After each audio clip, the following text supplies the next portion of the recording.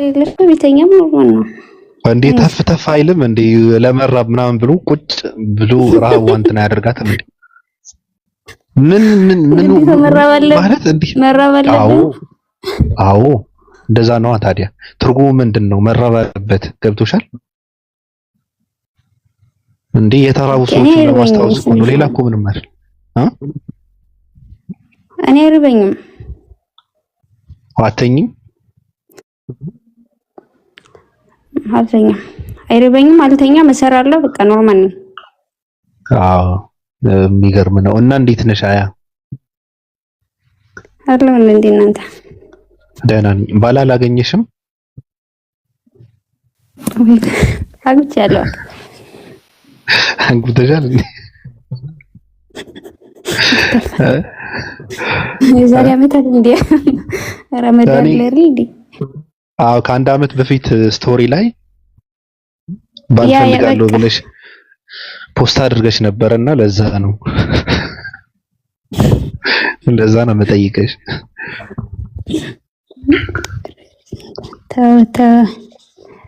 አይ እንደዛ አላልኩም። እሺ የማን ደጋፊ ነሽ አያ? ኧረ እኔ ጦርነት አልደግፍም። ጦርነት አልደግፍም ማለት ቢለይላችሁ ደስ ይለኛል ማለት እንጂ በየሰዓቱ ምናምን ነገር። አንድ ነገር ልንገርሽ፣ አበሻ ማለት እንከፍ ነው። አበሻ ደንቆሮ ነው። አበሻ መሀይም ነው። በነገራችን ላይ ጦርነት ነበረ፣ አለ፣ ለወደፊትም ይኖራል። በነገራችን ላይ ጦርነት ማለት ነው ፈጣሪ ዘንድም የተፈቀደ ነው። ጦርነት የተከለከለ አይደለም። መቅጫ ነው። መስመር የሚያልፉ ሰዎች የምትገነድስበት ነው።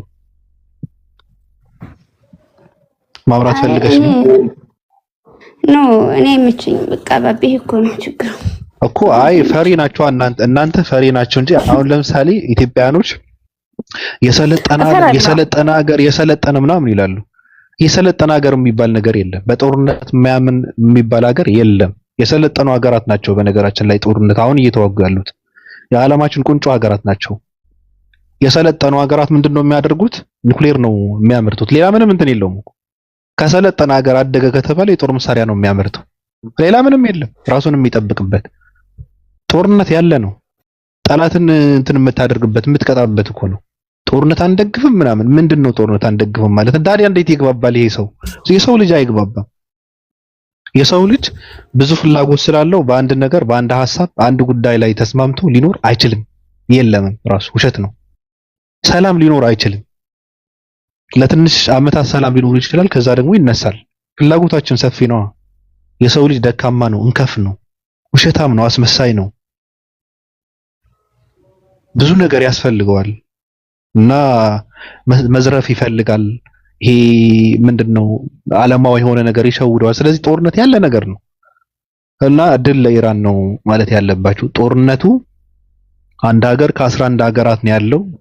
ስለዚህ መሸነፍ የለባትም እቺ ሀገር። የምሬን እኮ ነው። ሰዎች ሃይማኖተኞች ሃይማኖት ከሌላቸው ሰዎች ጋር ነው ጦርነቱ። ቂጣቸው የሚቦረሹ ሰዎች ስርዓት ካላቸው ሰዎች ጋር ነው ጦርነቱ። እንደዛ ነው። አማጽያን አንበደልም የሚሉ ሰዎች ጋር ነው። ቀጥይ። የሆነ ነገር ኩሽ ባለ ቁጥር እየፈራሁኝ ነው። በጣም ነው የምፈራው እንደዚህ ነገር። ከምሬ ነው።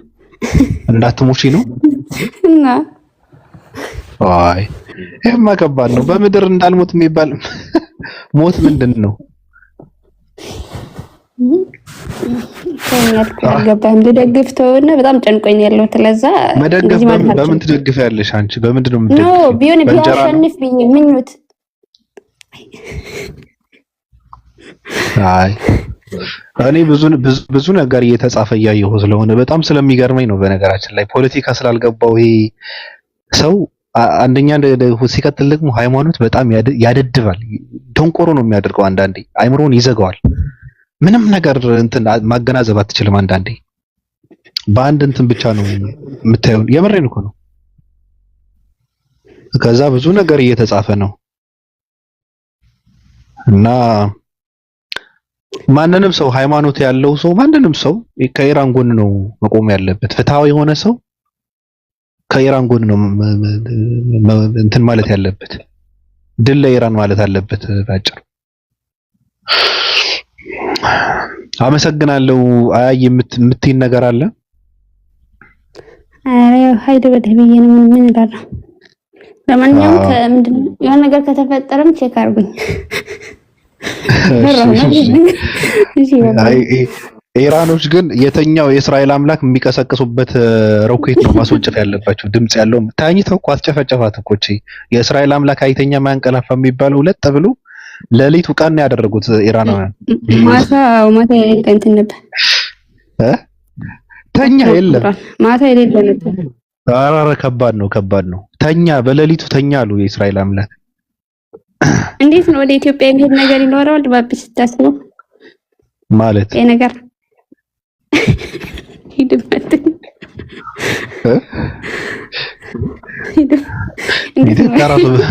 ኢትዮጵያ ራሱ ቢያጠፋት ደስ ይለኛል። ከኩዌት ጎነነኛ አላለችም። እርኩስ ሀገር አሁን ኩዌት የሚባል ሀገር ማን ያውቀዋል? አሁን እንዴ ሊያስጨርሱን ነው እንዴ? ከኩዌት ጎነነኝ ምናምን ዝም አይልም እንዴ? አሁን እነዚህ ሰዎች አንድ ሮኬት ቢያስወነጭፉ እኮ በቃ አመድ ያደርጉታል። አዲስ አበባ እኮ ምንም እኮ አይቀርም እኮ ምንም የሚቀር ነገር የለም። የቀረው ህዝብ ደግሞ ወደ ቦሮና ይሸሻል። ብቻዋ ትቀራለች አዲስ አበባ በአንድ ቀን። የሚገርም እኮ ነው። ከኩዌት ጎነነኝ ጭራሽ እና እንትን ቀን ገብተሻል ማለት ቀኔ ነው እንዴ? ኢትዮጵያ እኮ እና ኢትዮጵያ እኮ ከዛ ጎን ከእስራኤል ኖ ከኩዌት ደግሞ ምን ጎን አላትና ነው ከኩዌት ጎን? ኩዌት የሚባል ሀገር ግን ሀገር ነው እንደዛ ብለዋል። እኔ መች አውቃለሁ ማለት እንደዛ ብለዋል እኮ ስለዛ እኮ ነው የምልሽ። እሱ ስላለ እኮ ነው። ኧረ ተይ እንደዛ ሲል የምትጋኛው ይሁን ባቢ ጥሩ ነው። ይሁን ያመጣውን መቀበል። አዎ ተቀብለናል። ድል ለኢራን ብለናል። 11 ሀገራትን እየገረፈች ነው። እኔ በጣም ተመችታኛለች ኢራን ማለት።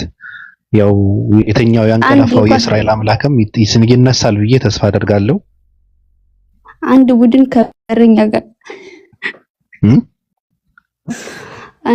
ከበረኛ ጋር የተጫወቱ ያሉት በጣም ይገርማል። አዎ በጣም ይገርማል። ይመቻቸው ኢራኖች። በታሪክ ያለው ሀገር ነው በነገራችን ላይ ኢራን ማለት በሁሉም ሃይማኖቶች ግብግብዳ የሆነ ታሪክ ያለው ሀገር ነው። አሁን ሰው አያውቅም። መጽሐፍ ቅዱስ የሚያነብሰው አሁን ታሪክ ስለ ኢራን ብዙ ታሪክ አለ። በቃ ምንም አያውቅም። አሁን ኢትዮጵያ ክርስቲያን ነኝ የሚል መሀይም ህዝብ ምንም የሚያውቀው ነገር የለም ስለ ኢራን የተነገረ ነገር።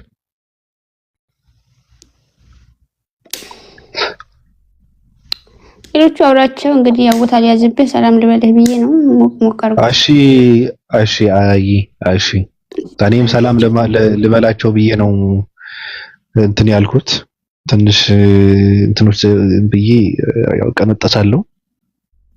ሰላም ልበላቸው ብዬ ነው። ሃናን ሰላም ብያለሁ። ሰላም ባቢ፣ እንዴት ነህ? እንዴት ነሽ? ደህና ነህ?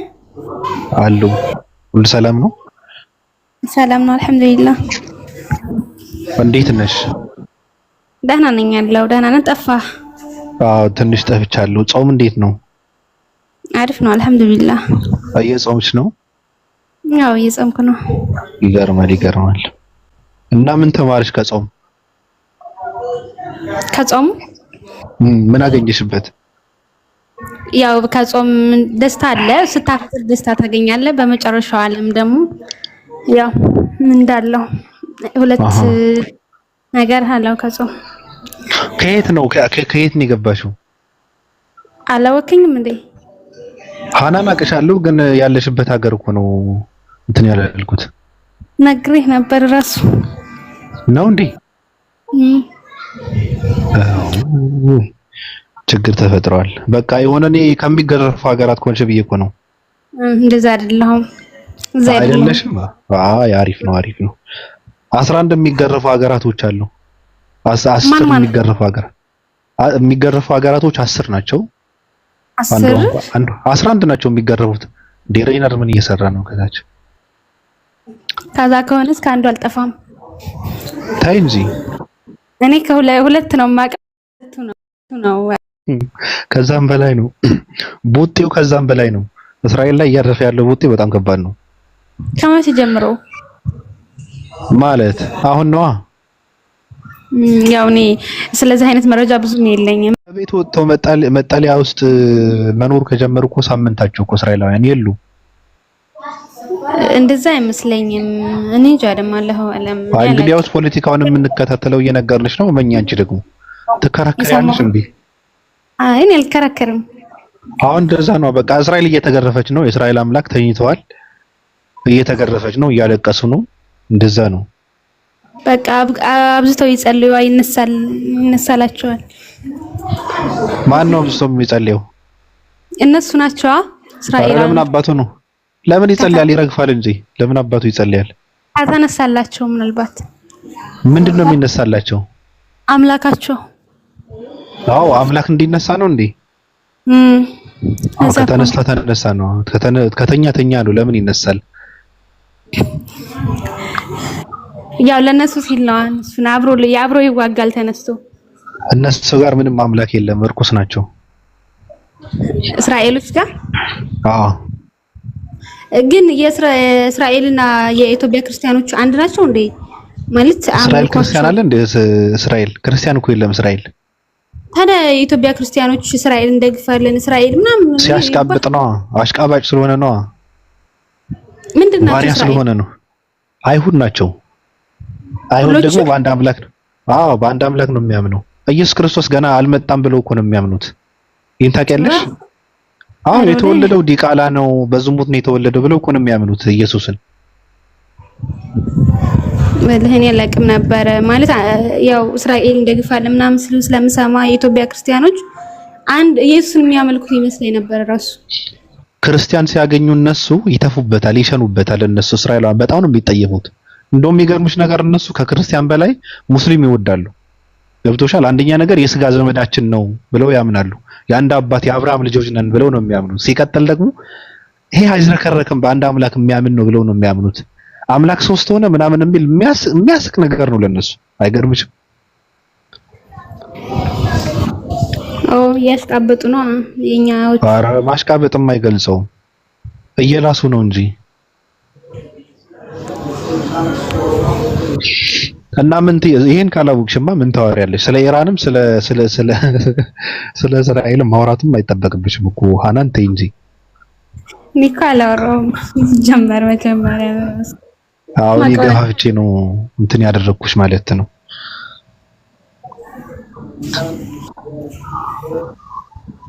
እና ምን ትይናለሽ ሃናኒ?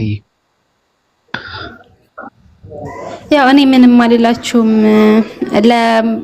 ለሁሉም ሙስሊም መልካም ረመዳን ይሁንላችሁ እላችኋለሁ። አንተንም አብሽራ ትጥፋ። ደግሞ እንደዚህ አሁን መጥቼ አላውቅም፣ ግን ጠፍተሃል ባለፈ ቻው ምናምን ብለህን ነበርና ከዛ ወዲያ አይቼ አላውቅም። ዩቲዩብ ላይ ብቻ ያለፉ ቪዲዮዎችን ምናምን እያየሁ ነበር። ሙስሊም ትመስለኝ ነበርና ቪዲዮዎችን ምናምን ስከታተል እንዳልሆን ማለት ነው። ዩቲዩብ ላይ አረጋጋጥሽ? አዎ አመሰግናለሁ። አይ መርሐባ መልካም። እሺ ሌሎች እንደምትበላችሁ። እሺ ቅዱስ ጃ እንዴት ነህ? ዲያቆን ጃ ኡስታዝ ጃ አለን አልሐምዱሊላህ። ዲያቆን አልከኝ? አዎ እንዴት ነህ? አለን። ግን አሁን እንትን እያልከ ነበር እየሰማው አይተኛም ያንቀላፋም ይላሉ እያልከ ነበር። ግን መዝሙረ ዳዊት ምዕራፍ 14 ቁጥር 23 ላይ ዳዊት ምን ይላል? አቤቱ ንቃ፣ ለምንስ ትተኛለህ? ተነስ ለዘወትርም አጣለን ይላልና እየቀሰቀሰው ይተኛል።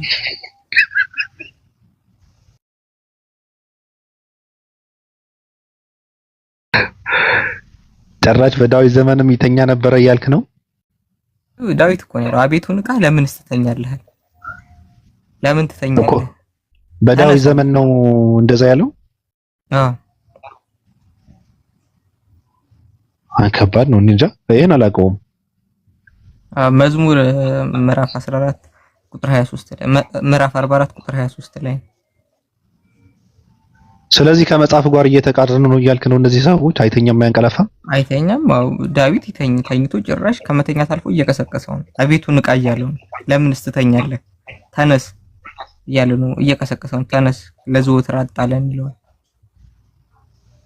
አባቱን እንዳይሆን ኧረ አይደለም እሱን ነው። ከቁጥር 21 ብላል እግዚአብሔር ይህንን አይመረምርም ነበርን? እርሱ ልብ የሰወረውን ያውቃል። ስላንተ ሁልጊዜ ተገድለናል፣ እንደሚታረድን በጎች ሆነናል ይላል። እና እዚህ ጋር እንደሚታረድ በጎች ሆነን እና ግን አንተ ተውከን እያለ ነው። ይሄ ለእግዚአብሔር እንደሆነ የምናውቀው ወደ ሮሜ ሰዎች ላይ ምዕራፍ 8 ቁጥር 36 ላይ ስላንተ ቀኑን ሁሉ እንገደላለን እንደሚታረዱ በጎች ተቆጠርን ተብሎ እንደተጻፈ ይላል ጳውሎስ። እና ጳውሎስ ይሄ ለእግዚአብሔር እንደሆነ ጳውሎስም ያረጋግጥልናል፣ ዳዊት ያለውን ማለት ነው። አጣቅሶ ከዚህ ተናግሯል ጳውሎስ ስለ እንቅልፉ ማለት ነው። ስለዚህ አትመረምርም የተባለው እግዚአብሔር ነው ማለት ነው። እግዚአብሔር ነው። አትመረምርም የተባለው እግዚአብሔር ነው። አትመረምርም እኮ አይደለም ያሉት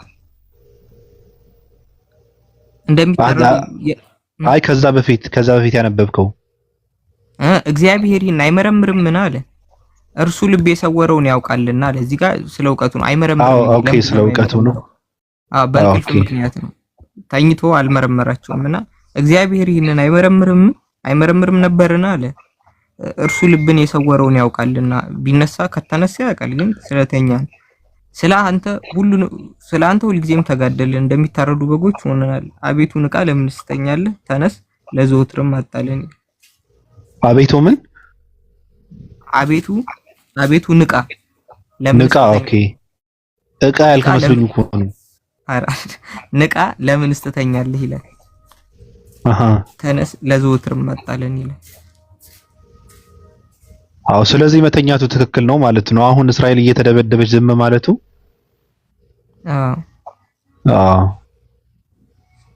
የሚገርም ነው። እናንተ ሰዎች ግን ስለ መጽሐፍ ቅዱስ የሆነ ነገር ካላወራችሁ አይወርድላችሁም ማለት አይተኛም ይላሉ ስትል ገርሞኝ እኮ ነው። ይተኛል ብዙ ጊዜ እኮ ሰው የሆነ ነገር ይናገራል። በቃ ከመጽሐፍ ቅዱስ ጥቅስ መንቀር እያደረጋችሁ ነው የምትወሩት።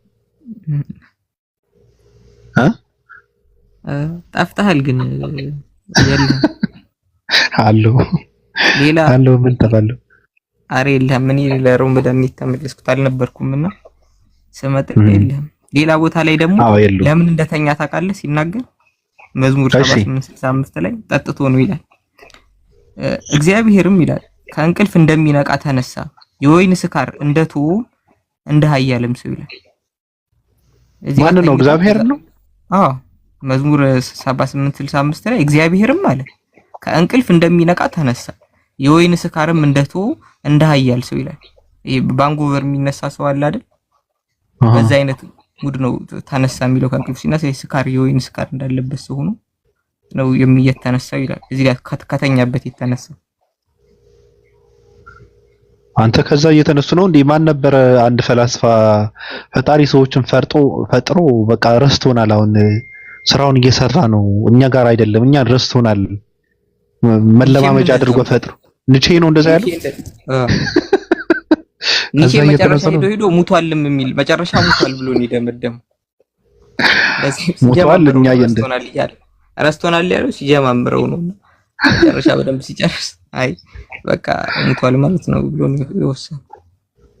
የሚቆጣጠረን ሰው የለም፣ ዓለምን እየመራን ያለነው እኛ ነን አይነት ነው። ከዛ እየተነሱ ነው። በነገራችን ላይ በጣም ከባድ ነው።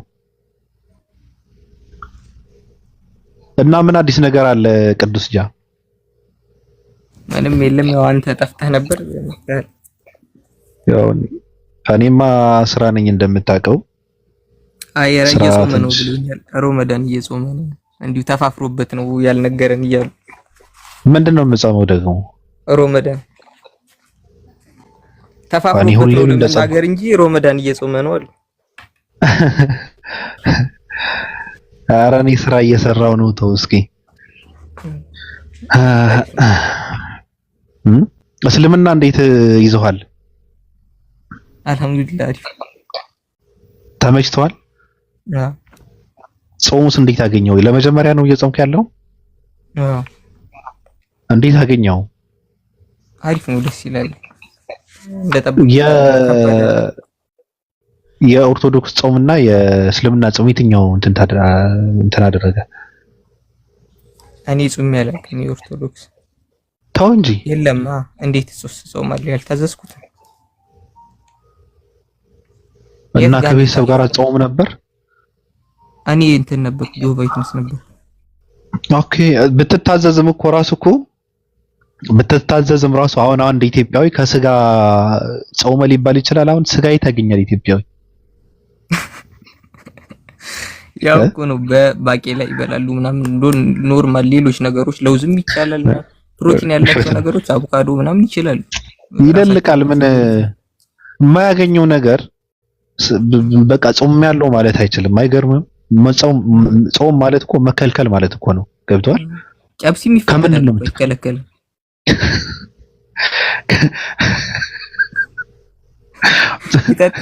ጨብሶ ግን ኖርማል ወተት አይጠጣም። ቢራ ችግር የለውም። ሌላ ነገር ውስኪም ትችላለህ። አሁን ይሄ ጾም ነው ደግሞ በእንትኖችን ሙድ ይይዛሉ። አሁን በፕሮቴስታንቶች ምናምን አይጾሙም ምናምን። ኦርቶዶክስም እኮ እየጾሙ እኮ አይደለም። ምን አገኘና ነው? አሁን ለምሳሌ ስጋ ምናምን የት አገኘውና? የለማ ከሌለ ነገር የሌለ ነገር የማታገኘው ነገር ደግሞ ከዛ ጾም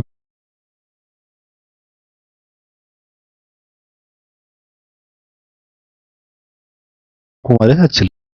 ስለዚህ እንትናችሁን ስጋችሁን አትበድሉ ነው እምለው። ጾም አይደለም። አው የለም እነሱ እኮ ይሄ መብላት የሚባለውን ነገር እንትን አድርገው ስለወሰዱት ነው። እንደ በቃ እንደ ኃጢያት እንደ ዓለም ምኞት ምናምን አድርገው ነው የወሰዱት። ጥሩ ነገር መብላት ጥሩ አይደለም ብለው ስለሚያስቡ። እኔ ግን ለነገሩ አይሆንም። ኢየሱስ ክርስቶስ በእንትን ወራት በጾም ወራት ምን ይበላ እንደነበረ አንተ ታውቀዋለህ? አይበላም እንጂ እሱ ቀንም ሌሊትም ነው የጾመው። ለምን እንደሱ እንደማይጾመው አላውቅም። ከጾሙ የሱን ነው ካሉ እሱ ሌሊትም ቀንም ነው የጾመው። ቀን ብቻ አልነበረም የጾመው። መጽሐፍ ቅዱስ እንደዛ ነው የሚለው። ሌሊትም ቀንም ነው።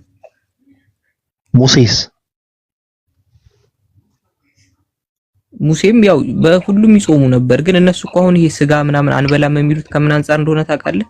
ዳዊት አንድ ቦታ ላይ ምን ብሎ ተናግሯል መሰለ? አሁን ለምሳሌ አንድ ሰው ሁልጊዜ የሚበላው አሁን እንደ ኢትዮጵያ እንጀራ ከሆነ የሚበላው እንጀራ ከመብላት አቆምኩኝ ካለ ያ ሰው እየጾመ ነው ብለህ ነው እንጂ በጾም እንጀራ አይቻልም ብለህ አትፈታውም። እነሱ ዳዊት በጾም ጊዜ ከቅቤ ራኩኝ ይላል። ከማርም እንደዛው ይናገራል፣ ከወተትም ምናምን። ይሄ የቤተ መንግስት ምግቦች ናቸው። እሱ ምግቦቹን አለመብላት ነው እየተናገረ ያለው። ከምግብ ራኩኝ ለማለት የጠቀሳቸውን ጥቅሶች እነሱ ደግሞ ለምን አደረጓቸው? ከነዚህ ነገሮች ብቻ ነው ይታቀቡ ብለው ከምግብ ራኩኝ ለማለት የጠቀሳቸውን ጥቅሶች እሱ የቤተ መንግስት ምግቦችን የዘረዘረው እዛ ጋር ከሚበላቸው ምግቦች ነው እየጠራ በቃ ከነዚህ ሁሉ ራኩኝ ሲል እሱ ከምግብ ማረፉን ነው የሚናገረው እንጂ ግን ከንትን ነው በቃ የሰባት ፍሬ ባቄላ እየበሉ አመቱን ሙሉ ምናምን ይሉሃል። ይሄ ጾም ባልሆነበትም ወቅት ማለት ነው። ግን አንደኛ ጢሞቴዎስ ምዕራፍ 4 ቁጥር 3 ላይ ምን ይላል? እነዚህ ውሸተኞች መጋባትን ይከለክላሉ፣ እውነትን የሚያውቁ ከምስጋና ጋር ይቀበሉ ዘንድ እግዚአብሔር ከፈጠረው መብል እንዲርቁ ያዛሉ ይላል። በቃ ሰው እግዚአብሔር ከፈጠረው መብል ራቁ። በኖርማሊ በጾም ሰዓት ብቻ እኮ አይደለም። አሁን የምልኩስና ምናምን አይነት አኗኗርን ካየው ሰው ማግባትም የለበትም። ከዛም ውጭ ጥሩ ነገርም መብላት የለበትም። በቃ የሆነ አይነት ሰባት ፍሬ ባቄላ እየበላ ነው በአመት መኖር ያለበት ብለው አንድ ፍኝ ባቄላ ወይ የሆነ የብቻ ንፍሮ ወይ ምናምን እንደዛ እየበላ ይኑር ይላሉ። ግን ጳውሎስ ስለነዚህ ሰዎች ሲናገር በመጨረሻው ዘመን የሚነሱ ሰዎች ናቸውና እዚህ ምዕራፍ 4 ከአንድ ጀምሮ መንፈስ ግን ይላል በግልጥ በኋለኞች ዘመናት አለ። በኋለኞች ዘመናት ማለት በመጨረሻው ዘመን ማለት ነው። አንዳንዶች የሚያስቱ መናፍስትና በውሸት ግብዝነት የተሰጠውን የአጋንንትን ትምህርት እያደመጡ ሃይማኖትን ይክዳሉ ይላል። በገዛ ሕሊናቸው እንደሚቃጠሉ ደንዝዘው እውነት እነዚህ ውሸተኞች መጋባትን ይከለክላሉ አለ። አምነውም እውነትን የሚያውቁ ከምስጋና ጋር ይቀበሉ ዘንድ እግዚአብሔር ከፈጠረው መብል እንዲርቁ ያዛሉ ይላልና ከጋብቻም ከመብልም ይራቅ የሚባለውን ትምህርት ይሄ አጋንንታዊና የግብዞች ትምህርት እንደሆነ ጳውሎስ ተናግሯል። ይሄ እነሱ አሁን ያሉበት አይነት የምግብ አራራቅ ማለት ነው። አይ ጳውሎስ አሸባሪ ነው። ጳውሎስ እኮ ሃይማኖት ውስጥ መግባት የለበትም። ሰው ስለጀዘበ ነው እንጂ ጳውሎስ የሚባል አሸባሪ ሰው ሃይማኖት ውስጥ መግባት አልነበረበትም። ጳውሎስ ፖለቲከኛ ነው። የመጨረሻ ተንከሲስ ሰው ነው። እነዚህ ሰዎች ዝም ብለው እንትን ያደረጉት ነው እንጂ ጳውሎስ የመጨረሻ አራዳ ሰው ነው። በዛ ላይም አሸባሪ ሰው ነው። ቅድም ግን ገዳም የሚኖሩ ሰዎች መነኩሴዎች አንተ ታምንበታለህ? አሁን በቆሎ እየበሉ ምናምን ቅጠል እየቀነጠሱ ምናምን የሚባል ታምንበታለህ? ማለት ውስጥ ሲጀመር እኮ አሁን ላይ ልክ አንድ ሆቴል ምናምን ኢንቨስት ከሚያደርገው በላይ አንድ ገዳም ኢንቨስት ያደርጋል። ቴንክ ዩ የት ያደርጉታል? ብሩን ፈታ ይላሉ። ግን ያው በኋላ እንደዚህ ወጥተው አያደርጉም። እዛው በድብቅ መዛናት ያለባቸው ነው።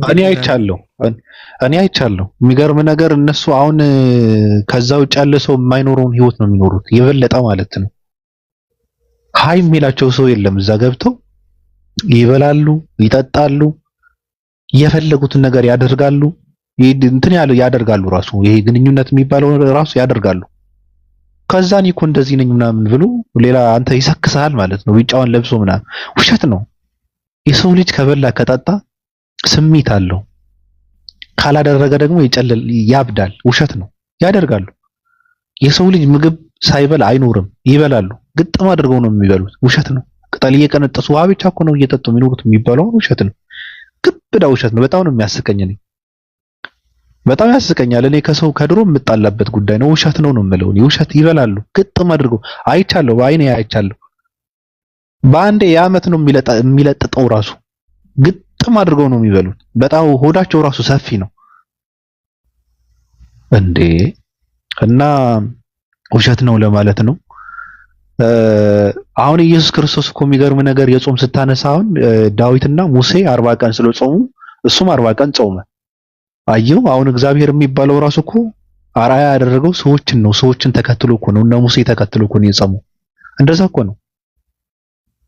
ኢየሱስ ምን እንደሆነ ታውቃለህ የሚለው ማቴዎስ ወንጌል ምዕራፍ 4 ቁጥር 2 ላይ 40 ቀንና 40 ሌሊትም ከጾመ በኋላ ተራበን የሚለው 40 ቀንና 40 ሌሊት ለይቶ አይደለም ቀኑን የጾመው። አሁን የእሱን ሱና ተከትለን በሱ መንገድ ነው ካሉ በኢየሱስ ከሆነ 40 ቀንና 40 ሌሊት ነው እሱ የጾመው። እነሱም 40 ቀንና 40 ሌሊት ነው መድገም ያለባቸው።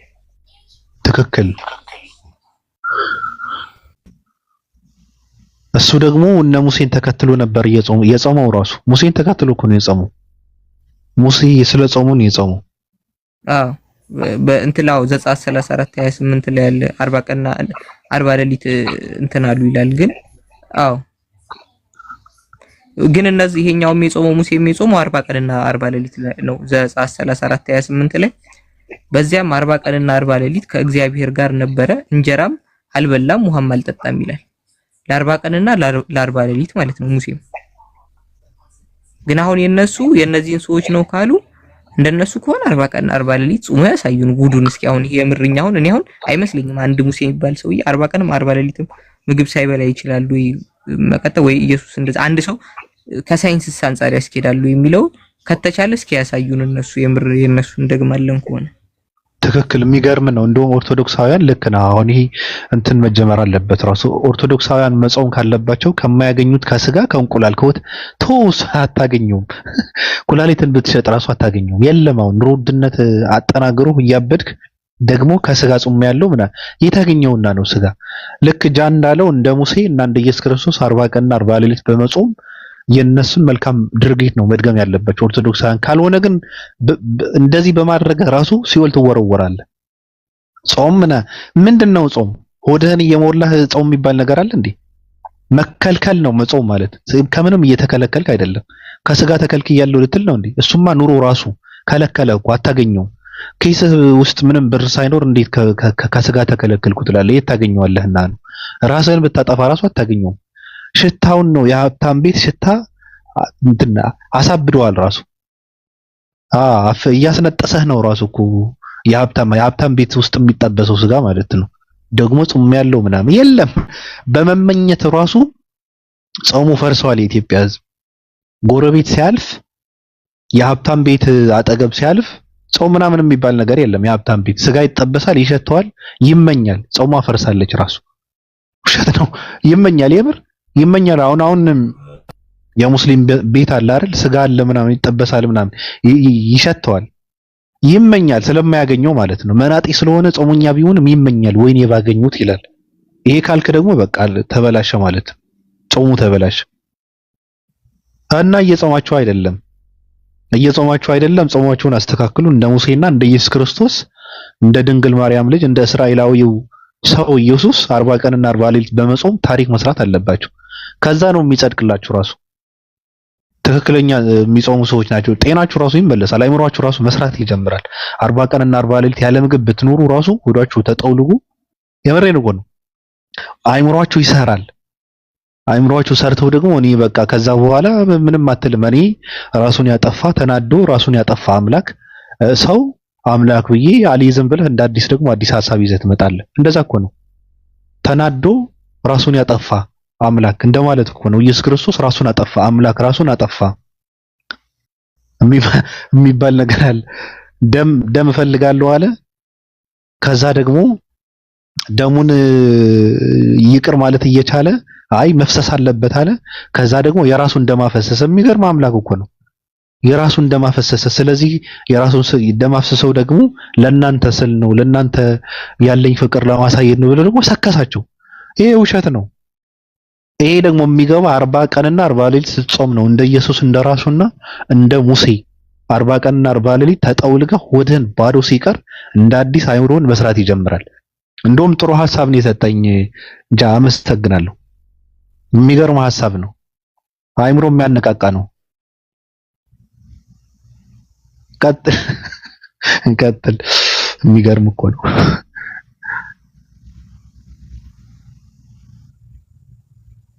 እኮ ነው አሁን ራሱ የሚለው ነገር አሁን እንዳልከው አያስኬድም።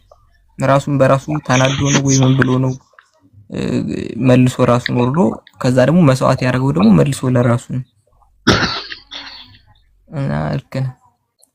እንትና አባባላላ የዊሊያም ሼክስፒር አባባላል ምድር እንትናት የቲያትር መድረክ ናት፣ ሰዎች የቲያትር እንትን ተዋናዮች ናቸው፣ አምላክ ጸሐፊ ነው ይልና ከዛ እየጻፈ ቲያትሩን መጨረሻ ሲነሽጠው ወርዶ ተወነ። እንደዚህ አይነት ትርጉም ነው የሚሰጠው። አሁን እነሱ የሚያስቀምጡት ፍልስፍና በራሱ የገባበት ትወናውን የጠው በቃ እየጻፈ ያለው እንትን እየጻፈ ነበር።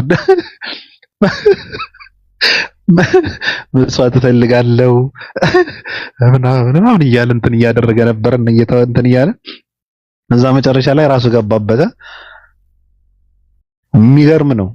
የሚገርም እኮ ነው። በነገራችን ላይ እኔ ባለፈው የሆነ ነገር እያነበብኩ ምናምን እግዚአብሔር ግን ምንድነው አንድ ሲደመር አንድ ነው የሚለው የራሱ ካልኩሌተር አለው እንደ እግዚአብሔር አለ አንድ ልጅ። የሚገርም ነው። የማይሆን ነገር እኮ ነው። ሶስት አንዳንዶች አንድ ነው። ስላሴ ምናምን ራሱን አጠፋ፣ ደሙን አፈሰሰ፣ ተሰቃየልን፣ ሞተልን ለኛ ሲል ለማንንም ሲል አይደለም። በነገራችን ላይ እንደውም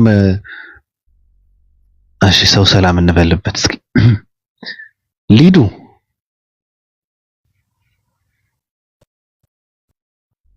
ወይ እንዴት ነው?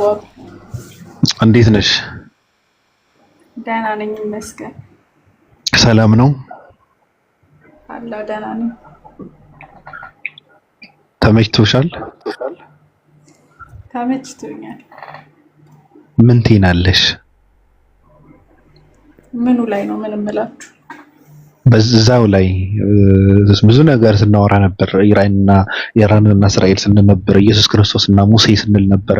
ታላቁ ሙሴ። ኢራንና እስራኤል አያገባኝም። ገደል ይግቡ ሁለቱ። ኧረ ለምን ይገባሉ እንዴ? እስራኤል ገደል ገብታለች፣ ኢራን ግን ለዘላለም ትኖራለች። ቀጥይ። አይ መቼ ጋር ልገለን ስለነበር ኢራንን ብትሆን ገደል ትግባ። አያገባኝም። ቀጥይ፣ ግድ የለሽም። እሱ ችግር የለም። ስለነሱ አያገባኝም። እሺ ያ ግን 40 ቀን 40 ሌሊት ለምን አጾሙም ላልከው ማለት ነው። እኛ ደካማ ነን። ገባክ? 40 ቀን መጾም አንችልም፣ ደካማ ሰዎች ነን። ኢየሱስ ግን ማለት ሰው ብቻ ስላልሆነ ቆይ አንድ አዳምጥ እስኪ ሰውዬ፣ ሰው ብቻ ስላልሆነ ነው 40 ቀን 40 ሌሊት ምንም ሳይበላ የጾመው ችሎ ማለት ነው። ገባህ? ሙሴስ ምንድን ነው? ዳዊትስ ምንድን ነው? ሙሴስ ምንድን ነው? እኔ ኢየሱስ ስለ ኢየሱስ ነው የሚያገባኝ እኮ እነሱን ተከትሎ እኮ ነው እነሱም የጾመው እኮ ሙሴን ተከትሎ ነው፣ እነ ዳዊትን ተከትሎ እኮ ነው የጾሙ። ገባኝ እኮ ግን እሱ አሁን እያለ አሁን ይሄ ጾም ኢየሱስ ስለጾመው ነው የምንጾመው ነው አይደለ የሚባለው እንጂ ዳዊት ስለጾመው ወይ ሙሴ ስለጾመው አይደለም። አይደለም ኢየሱስ የጾመው ሙሴ ስለጾመው ነው። እንደዛ ነው አይደለም አቢታው እንደዛ ነው። ኧረ እንደዛ ነው፣ የምር እንደዛ ነው። ኢየሱስ የጾመው ሙሴ ስለጾመ ነው። ገብቶሻል? ስለዚህ አሁን እኛ የምንጾመው ኢየሱስ ስለጾመ ነው። አሁን ለምን ትጾማለህ ስትለው አንድ ክርስቲያን የሚነግረው የኢየሱስ ጾም ነው፣ ኢየሱስ ስለጾመ ጾማለሁ ነው የሚለው። ኢየሱስ ከምንድን ነው የጾመው? ኢየሱስ ከምግብ ነው፣ አልበላም ነው እኮ። ከምግብ ከሆነ አንቺ ከምግብ ነው እየጾምሽ ያለሽው? አይ እኛማ ከብዙ ነገር ነው የምንጾመው እኮ። እንደ ኢየሱስ ነው እንደ ኢየሱስ እናንተ እንደምትጾሙት ነው የጾመው ኢየሱስ ከኛ በላይ 40 ቀን 40 ሌሊት። ስለዚህ እንደዛ ከሆነ ለምን እንደ ኢየሱስ አትጾሙም እኮ ነው። ኢየሱስ ስለጾመው ነው አልሽ። እንደዛ የሚባል ነገር እኮ የለም። አይ እንደዛ የሚባል ነገር እሱ ሰው ብቻ ደካማ ነን የሚባል ስሚ። አሁን ምንድነው ከስጋ ጾመሽ አሁን ስጋ የት ታገኘዋለሽ? ኢትዮጵያ ውስጥ ቁጭ ብለሽ። እኔ ቬጂቴሪያን ነኝ ሲጀምር፣ ግን ሰዎች ይጾማሉ አይበሉም ስጋ ምናምን። ኧረ ተይ እንጂ። አዎ አመለጥሽ እንዴ? እኔ አልበላም ድሮም ጌታ ይገርማል። በነገርሽ ላይ ሰው መጾም ያለበት ኢትዮጵያዊ ከስጋ አይደለም። ገብቶሻል? የምሬን እኮ ነው። ስጋ አያገኙም። አሁን እዚህ ሀገር ሰው ከጾም ከአትክልት ነው የሚጾመው። የሚበላው እሱ ነው። ስጋ ውዳቂ ነገር ነው፣ የበሰበሰ ነገር ነው። ለምን ትበለዋለህ? ምንም ይበላል፣ ግን ምንም ትርጉም የለውም። አትክልት ይሻላል። ገብቶሻል? ስለዚህ ጾመናል የምትሉ ከሆነ አንቺ አሁን ከምትበይው ነው መጾም ያለብሽ። ምን ማለት ነው ከምትበይው? ስጋ አታገኙም አልኩሽ እኮ። አልበላውም አልሽ እራሱ እኮ። አገኘዋለሁ ግን አልበላም። ምን አሁን አገኘው አትበይም። እሺ ከምትበይው ትጾሚያለሽ ማለት ከምን ከአትክልት? አሁን እኔ የተረዳሁት ምን እንደሆነ ታውቂያለሽ ሊዱ? በቃ ኢየሱስ ክርስቶስ አምላክ ነው የሚል ሰው የጤና ችግር እንዳለበት ነው። እንደውም ከአሁን በኋላ ማውራት አቆማለሁ። የጤና ችግር የለብንም። ኖ የጤና ችግር አለበት። የምር የጤና ችግር አለበት። ጤናው እንዲመለስ ደግሞ እንደ ኢየሱስ 40 ቀንና 40 ሌሊት ያለ ምግብ መጠውለግ አለበት። አይ ከባድ እንኳን 40 ቀንና 40 ሌሊት መጨረሻ ላይ ሊፈታ ሲል የሚጾመው 3ቱ ቀን አለ አይደለ? እሱን ራሱ ችሎ የጾመ ሰው ጎበዝ ነው። ተይው፣ ተረት ነው። ምንም የሚጠቅም ነገር የለም እኮ። እሱ እኮ ነው እኮ። ታዲያ አሁን ቅጣት እኮ የሚሰጠው በነገሮች ላይ ለደካማ ሰዎች እኮ ነው። ገብቶሻል? ህግ ለማያከብሩ ሰዎች፣ ደካማ ለሆኑ ሰዎች፣ የታዘዙትን መተግበር የማይችሉ ሰዎች ነው የሚቀጡት አይደለ? በምድር ቴንኪው። ሲኦልም የተሰራው ለደካማ ሰዎች ነው። አይግረምሽ። እኔ ደካማ ነኝ ካለ ሰው እንደዛ የሚባል ነገር አላውቅም ብሎ ወደ ሲኦል ነው የሚወረውረው ሰው ናገባ እያለ ነው። ከሲኦል ይጠብቀንሽ።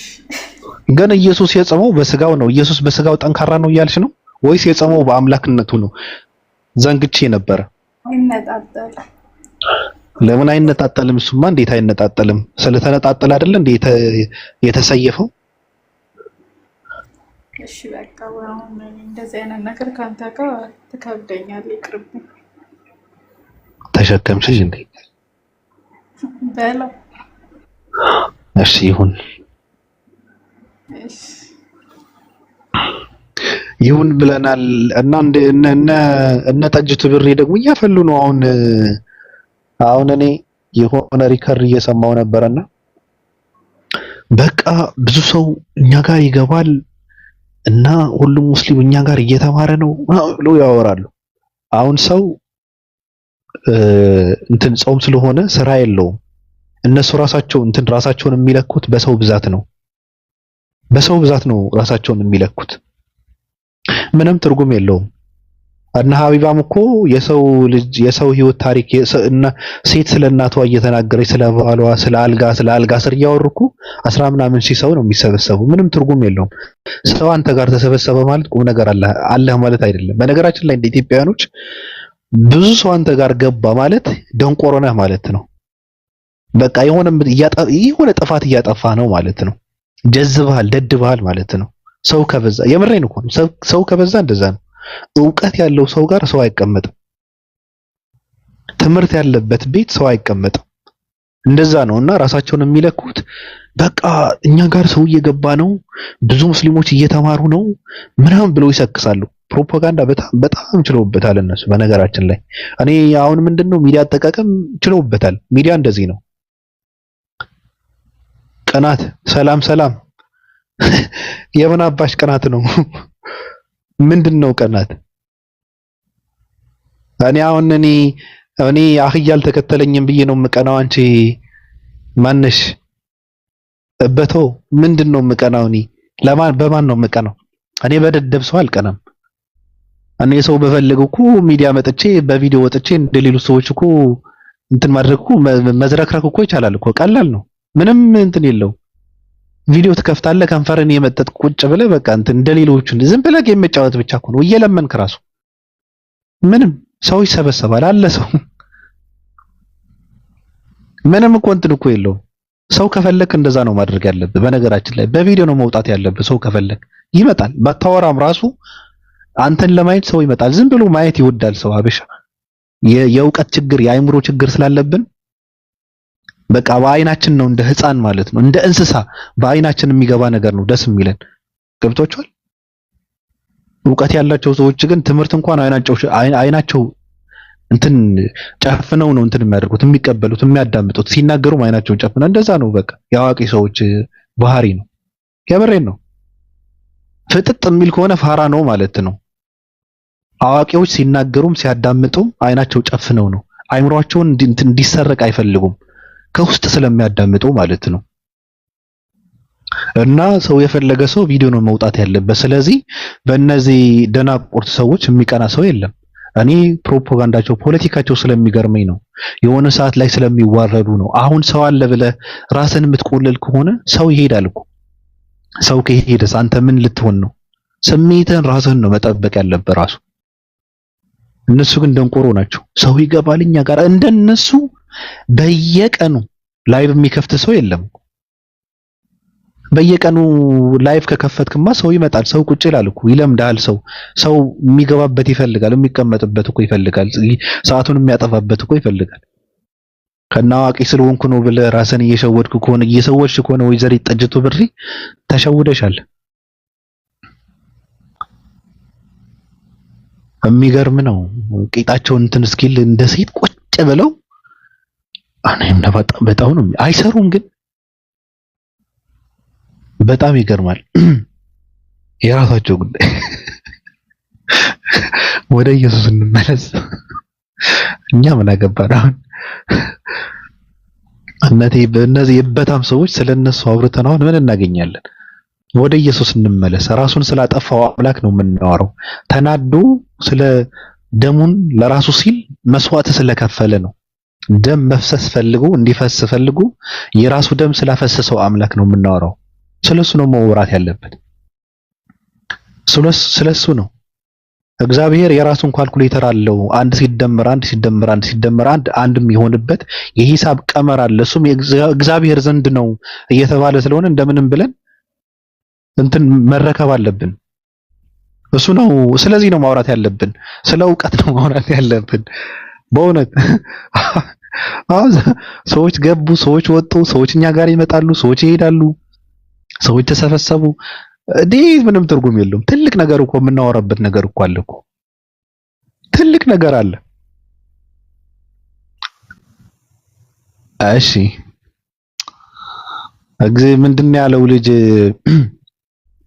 ኢየሱስ አይደለም ጌታ ሆይ አንተስ ጤና ያለው ዋይ እንዳትሰጣቸው እኮ የሚያሰክር መጠጥ አጠጥታቸው እነዚህ ሰዎች አንተን መፍራት ትተው በቃ ራሳቸውን መልአክ አድርገው ቆጥረው ክንፍ እየፈለጉ ነው። ስለዚህ ይሄን ነገር የሆነ ነገር አበጅለት ምናምን ብሎ ተናገራሉ። አንድ ሕፃን ስለ ሰዎቹ። አሁን እነዚህ ሰዎችም እንደዛ ነው የሆኑት። ራሳቸውን በአምላክ ደረጃ ከአምላክ ጋር አወዳድረው አይደለም፣ ከአምላክ ጋር ማወዳደር አይደለም፣ አምላክ እነሱ ወዳሉበት ቦታ ዝቅ አድርገው እንትን አደረጉት። እኩያቸውን አድርገው በቃ አምላክ ሰው ሆነ፣ አምላክ በላ ጠጣ። ለምን ይበላል አምላክ? የሰው ልጅ ማለት በነገራችን ላይ ከተፈጠሩ ፍጥራኖች አንድ ብጣሽ ማለት ነው። የሚገርማቸው ነገር ምድር እንዲገዛ ስለተፈቀደለት እንጂ በጣም ብዙ የማናውቀው ነገር እኮ አለ እኮ የሚገርም ማለት ነው። ስለዚህ አንደድብ ለማለት ነው። የሚገባ ሰው ካለ እንትን በሏቸው እስኪ አስገቧቸው፣ ሰላም እንባባል። ክርስቲያን ሰው ካለ መግባት ይችላል። ሲቱ ፖዝ ናት። ሲቱ እስከምትመለስ ግን አንተ ግን በጣም ነው ኢየሱስ የምትወደው ባቢ። ኢየሱስ ወደዋለሁ። ለምን ጠላዋለሁ? ለምን ጠላዋለሁ አይደለም፣ በጣም ነው የምትወደው። አሁን እወደዋለሁ። ኢየሱስ ምን አደረገኝ? ብቻ ለበቃ ሁሉም ነው በጣም ነው የምትወዱት። ንጽጽር ሳይሆን ሁሉም ቤተሰብ ኢየሱስ እኔ አገባኝም። ንጽጽር ለምን አይባልም? ኢየሱስ ለምን አይባልም? ይባላል። ወዶ ነው። እኔ እወደዋለሁ። የምን እወደዋለሁ። የአዳም ዘር ነው። በእናቱ አጎቴ ነው። በጾታ ደግሞ እንደኔ ወንድ ነው። ወንድሜ ነው። አያቴ አጎቴ አባቴ ነው። ሲጀምር ስለ ኢየሱስ ማውራት ፈልገህ አልነበር? አውቀህ ነው? ምንድነው የማውቀው? አውቀህ ነው። አሁን ሌላ ስለ አብ አውራ ተው ኢየሱስን። እሺ ስለምንድን ነው ስለ አብ የማወራው? ሌላ ወይ ስለ አብ ወይ ስለ መንፈስ ቅዱስ አውራ። ኢየሱስን ተው በጌታ። ይለያያል። መንፈስ ቅዱስ የሚባል የለም። ይሄ አስታራቂው ማከለኛው ወሳንጆ ጌታ ደብረጽዮንና አብይ አህመድ ያስታረቀው ሰው የለም። ወሳንጆ የሚባለው መንፈስ ቅዱስ ማለት እንደሱ ነው። በስላሴ መማል ቁጭ ብለው ሲጣሉ የሚያስታርቀው እኮ ነው። አንተ ስማ ይባላል። እንትን ስላለኝ ሂድና እንደዚህ ብለን ንገረው ምናምን ይባላል። ማከለኛ ነው እሱ። አስታራቂ ነው። አዳራዳሪ ነው።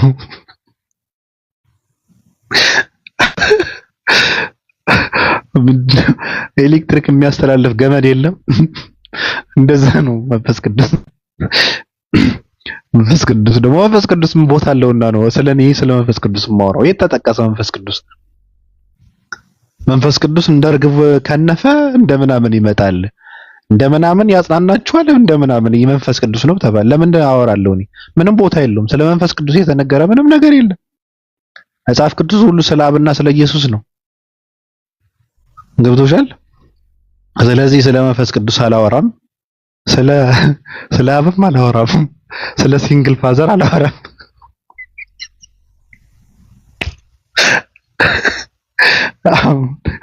አሁን እግዚአብሔር አብ ወልድ ልጁ ነው ብለህ ያው ድንግል ማርያም እናቱ ነች ስትል፣ በነገራችን ላይ አንዳንድ ሰዎች ኦርቶዶክሳውያን የሚባሉ ሰዎች ሚስቱ ነች ይላሉ እኮ። እንደዛ የሚሉ ሰዎች አሉ። በነገራችን ላይ የእግዚአብሔር ሚስት ነች የሚሉ ሰዎች አሉ ድንግል ማርያም። አንዳንድ ሰዎች ደግሞ በጣም ይደነግጣሉ። እናት ናቸዋል። አይደለችም። እንደዛ ከሆነ ሲንግል ፋዘር ነው ማለት ነው አብ። እንደዛ እኮ ነው። እንደዛ ነው። ምንም እንትን ማድረግ አይቻልም። ሲንግል ፋዘር ነው። ወደዚህም ወደዛ የሚባል ነገር የለም። ልጁ ነው ተባለ፣ በቃ ልጁ ከሆነ ሲንግል ፋዘር ነው ማለት ነው። አለቀ። እሺ ሰው አስገቡ እስኪ። ሰው ሰላም ሰላም ብለን እንትን ብንል ነው የሚሻለው እና ሰው አስገቡ ትንሽ። የሚገርም ነው። ተላላኪው ስሙን እንዳታነሱት ካሁን በኋላ መንፈስ ቅዱስ የሚባለው ተላላኪ ስሙን እንዳታነሱት። አይ መንፈሳዊ እኔ ግን ድፍረት የሰው ልጅ ውስጥ ያለውን ድፍረት በጣም የሚገርም ነው። እኔ በጣም ነው የሚገርመኝ። የሰው ልጅ ማለት በጣም ከባድ ሰው ነው። ላዩ ላይ ያለ የሚገርም ድንቁርና እና ድድብና ተሸክሞ በስነ ስርዓት በኩራት በሰው ፊት መንቀሳቀስ የሚችል ሰው ቢኖር የሰው ከእንስሳም በላይ ነው። በነገራችን ላይ አሁን እንስሳዎች እንትናቸውን ገልጠው ይሄዳሉ አይደል? ምንም አይመስላቸውም። ራቁታቸውን አሁን ይሄ እንትናቸው ገልጠው ነው የሚወሩት አይደል? የሰው ልጅ ከዛ በላይ ነው። ከዳ ሚዩት ታደርገዋለህ። አመሰግናለሁ። ሃኒ ሰለመች ነው ያየሁት። እኔ ሃይማኖት ስለሚቀየር ሰው ምንም ማወራው ነገር የለም። ምንም አንድ ዛሬ ሃይማኖት ይቀይራል፣ ከወራት በኋላ ደግሞ አጀንዳ ይሆናል። ስለዚህ ስለነዚህ ሰዎች እኔ ምንም ማወራው ነገር የለም። ምንም ትርጉም የለው። አሁን እሷ እኔ እንትን ትላለች እያልኩ አይደለም፣ ግን አብዛኛው ሰው አጀንዳ መሆን የሚፈልግ ትውልድ ነው ያለው። በቃ ስለሱ መወራቱ ደስ የሚለው ሰው አለ።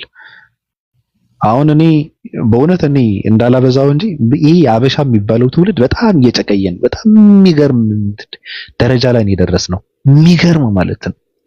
እየተለማመድን ያለነው ነገር በጣም ክፉ ነገር ነው እየተለማመድን ያለነው። አይ ስልጡንነት አይደለም በነገራችን ላይ ስልጣኔ ማለት ስለማናቀው ነው ብርቅ የሚመስለናል እንጂ ስልጣኔ አይደለም። አሁን አንዳንድ ሰዎች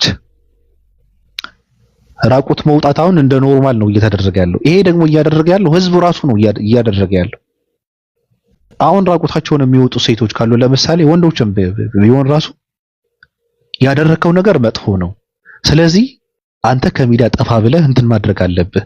ይሄ የተደረገ ነገር ባህላችን አይደለም፣ ትክክልም አይደለም፣ መደረግ አልነበረበትም፣ ግን ራስን መጉዳት የለብም ምናምን ብሎ ከመምከር ይልቅ የሰው ልጅ የሚያመጣው ነገር የለም፣ ዛሬ ያወራል ነገ ይረሳል፣ ስለዚህ ምንም እንዳይመስልህ ዝም ብለህ ኑሮን ኑር ምናምን ይላል። ሰው ምንድነው የሚማረው ከዚህ? እኔ ምንድነው የምማረው?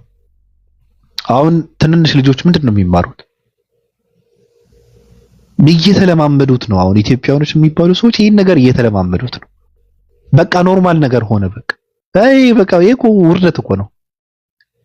የሰው ልጅ ቆጠብ ሲል እኮ ነው በቃ ሰው የተባልከው። ታዲያ ለምንድን ነው? አንዳንድ ሰው መገላለጽ ስልጣኔ አይደለም። መገላለጽ ስልጣኔ ከሆነማ ከማንንም በላይና በፊት የሰለጠኑት እንስሳ ናቸው አለ አንድ እንትን። ትክክል። መገላለጽ ስልጥኑነት አይደለም። እና ስላንተ መወራት እንደዛ አድርገው ራሱ የሚኮሩ ሰዎች አሉ። ሃይማኖት መቀየር ኩራት የሚመስለው ሰው አለ። ዝም ብለህ በመቀየር እዚህም እዛም ማለት ነው። ይህ የወደቀ ትውልድ ምልክት ነው። በነገራችን ላይ መውደቃችን ነው የሚያሳየው። ሰው ድሮ ሃይማኖት ከቀየረ በቃ ቀየረ ነው። እዚህም እዛም እየተመላለሰ አይ ገባውና በጣም በቃ እኔ ለውስጥሽ ሰላም አላገኘው። እንዴት አባሽ ሰላም ታገኛለሽ? የነጭ ገረድ ሆነሽ ተገረደሽ እንዴት ሰላም ታገኛለሽ ነው። ሃይማኖት እኮ ማለት እኮ ያንቺን ኑሮ እንዲያቀለልሽ እኮ አይደለም እንትን የተደረገው። እንደዛ የሚባል ነገር የለም። ሃይማኖት ማለት በአንቺና በአምላክ በፈጣሪ መካከል ያለውን ግንኙነት እንትን የምታደርጊበት እንጂ በአንቺና በማዳም መካከል ያለው ኑሮን የሚያስተካክል አይደለም። ሃይማኖት የለም። የኬስህን ጥያቄ የሚመልስልህ አይደለም እኮ ሃይማኖት ማለት። አንዳንድ ሰዎች አሁን የገቢ ምንጭን ያደረጉት ሃይማኖት ይቀይራል፣ ጣል ይደረግለታል፣ በቃ ደስ ይለዋል፣ ከዛ ልም ብሎ ይጠፋል። ይሄ እንደዚህ ውዳቂ ትውልድ ነው ያለው። በጣም እኮ ነው የሚገርመው። ስለዚህ እንደዛ መሆን የለበትም። ሲቀጥል እኔ በጣም የገረመኝ በእውነት እኔ ሃይማኖተኛ የሚባል ሰው አሁን ራሱ በጣም የባሰ እየጠላሁት ነው። በቃ ድሮ በጣም ያናደኝ ነበር፣ አሁን ደግሞ የባሰ እየጠላሁት ነው። የወደቁ ሰዎች ምንም አሁን አንድ ገመዳፍ አለች፣ አንድ ገርዳሜ ገመዳፍ አለች። እንደዚህ ብሎ እኔ እፎይ ይመቸኛል ምናምን የምትል አዲስ እንትን ሼር ተደርገውልኝ ያየዋት ልጅ ነበረች እና ወይዘሪት ጠጅቶ በሬ እሱን ማውራት ይፈልጋለሁ ምናምን ብላ አወራሻለሁ ምናምን ብሎ በውስጥ ጻፈላት። እኔ ብሆን እኔ ግደሉኝ እንጂ በውስጥ አላወራትም። በእውነት ኩራት አይደለም። እንደዚህ አይነት ሰዎች ግን አላወራም። እኔ አውቃለሁ ሰው ምን እንደፈለገ ለሷ ልጅ መልስ የሚሰጥ ሰውን ይሄ ሃይማኖተኛ አይደለም ለኔ ውዳቂ ነው። ስለ ሚዲያ የማያውቅ ሰው ነው። እነዚህ ሰዎች ቦታ መስጠት ማለት በቃ የሃይማኖትን ትልቅነት ማንቋሸሽ ማለት ነው፣ መከልሰም ማለት ነው። የሃይማኖትን ትርጉም እንትን ማድረግ ማለት ነው። በትንትኑ ነው እያጠፉት ያሉ ሰዎች። ትኩረት የሚፈልጉ ሰዎች መጥተው እስልምናና ክርስትና ትክክል ከሆነ እኔ እንደዚህ በቃ እኔ የሚያስረዳኝ ሰው ካለ ምናምን ትላለች። ዝም ብላ እኮ ነው። ምንም እኮ የምታውቀው ነገር እኮ የለም። ሃይማኖት ምንድነው አታውቅ፣ ኑሮ ምንድነው፣ ላይፍ ምንድነው፣ ምንም የሚያውቁት ነገር የለም። ሰው ይገባና ቪዲዮ ይሰራል 3 ደቂቃ 5 ደቂቃ ስለሷ እኮ ነው። አይደብራቸውም እንዴ ግን ትልልቅ ሰዎች ሃይማኖት የምታስተምሩ ሰዎች ለእንደዚህ አይነት ሰዎች ቦታ በመስጠት ሃይማኖታችሁን ማሰደብ እንጂ ምንም ትርጉም የለው። ሲጀመር ለሰው መልስ መስጠት የለባችሁ በፍጹም። ሲቀጥል ደግሞ ለሰው የሰው ስም ማንሳት ማለት በሚዲያ በጣም መጥፎ ነገር ነው። ሐሳቡን መምታት ከለክ ራሱ ስሙን ሳታነሳ ነው ሐሳቡን መንገንደስ ያለብህ። ስሙ ሳታነሳ፣ ስሙ ካነሳውማ በቃ ነገሩ ተበላሽ። ስለዚህ ይሄ ነገር መስተካከል አለበት። እያየው ነበረ እንደዚህ አይነት ቁምብዛም ሰዎች ምንም ቦታ መሰጠት የለባቸው። እኔ የሚመቹኝ ሰዎች አሉ እንደዚህ አይነት ሰዎች በካልቾ ብለው የሚያባሩ ሰዎች አውቃለሁና ይመቹኛል እነሱ። ሲቀጥል ደግሞ እኔ መጨረሻ ላይ ማለት የምፈልገው ስላላወቃችሁትን ነገር ማውራት ትርጉም የለውም። እኔ ነገሩን ካላወቁ ካላረጋገጥኩ አፌን አልከፍትም። የሚያወራ ሰው ካለም ዝም ብዬ ነው አገጨን ይዤ ነው የማዳምጠው እንጂ ዝም ብዬ እንትን አይደለም። እኔ ሆይ አይደለም። እኔ እንትን ብዬ መንጋ ነው ለማለት ነው ባጭሩ። እና አናብዛው ከገባና አይቀር ብለን ነው እንግዲህ እንደዚህ የምንበጠረቀው። ምን እናድርግ? መሲና ይዋት ለበል እናንተ ሰዎች ግን ለምን አሁን ሬነር አላየሁትም ነበረ። ፈሪያ እንዴት ነሽ?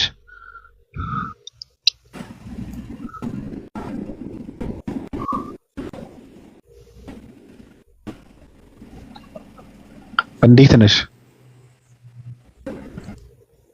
ናለው እኛን ታስጠፋ ሰው አለን። እንዴት ነሽ? እንኳን እኔ የእስራኤል አምላክም ጠፍቷል።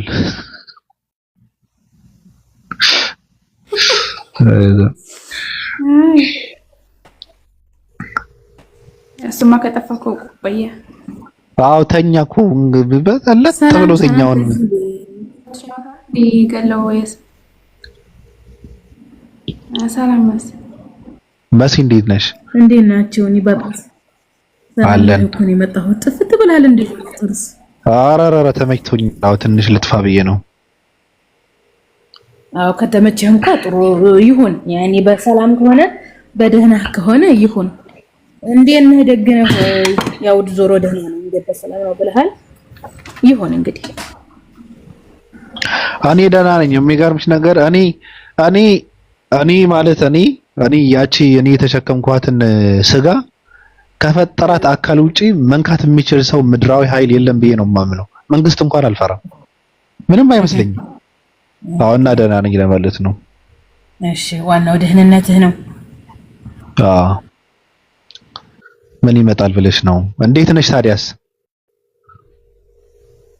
ቶታለውት ይመስገነው፣ ክብሩ ይስፋ።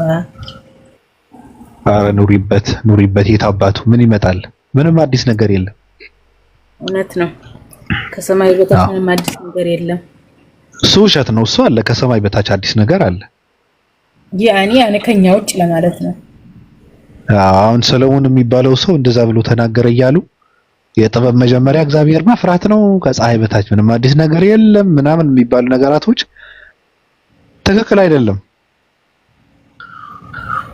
በእርግጥ የጥበብ መጀመሪያ እግዚአብሔርን መፍራት እውነት ነው። በዛ አይደለም አማኝ እንዴ ጥበብ መጀመሪያ እግዚአብሔር ቆረምታርስ ማስዬ አይደለም ማለት ያኔ እግዚአብሔር ያልኩት ያኔ ፈጣሪ ነው። ያኔ በእነሱ ስም እግዚአብሔር ሳይሆን ፈጣሪ አይገብቶናል ማለት የፈለግሽው ነገር እንደዛ ነው። ግን እንደዛ አይደለም። እኔ እንደዛ አይደለም። የጥበብ መጀመሪያ ፈጣሪ መፍራት አይደለም። ለኔ የጥበብ መጀመሪያ ራስን ማወቅ ነው። የሚገርምሽ ነገር ሰሎሞን ራሱን ሲያውቅ ነው እንደዛ ያለው። ራሱን ካወቀ በኋላ ነው። አሁን ለምሳሌ ጠቢቡ ሰሎሞን ብዙ ነገር ነበረውና መጨረሻ ላይ ደግሞ ምንም ነገር እንደማይጠቅም ተረዳ። ብጣሽ እንደሆነ ገባው።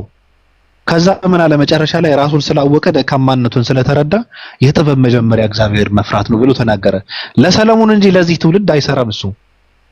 የጥበብ መጀመሪያ ራሱን ካወቀ በኋላ ነው ራሱ እንደዛ ያለው ሰለሞን ማለት ነው። ገብቶሻል? እና እኔ አላምንበትም። ይሁንላችሁ። ኤኒዌይስ እስኪ ቪዲዮችን ሪፖስት ምናምን መጀመሪያ የሚፈራውን አካል ማወቅ አለብን ብዬ አስባለሁ። ለመፍራት እኮ መጀመሪያ የሚፈራው አካል መታወቅ አለበት። ዝም ብሎ ይፈራል?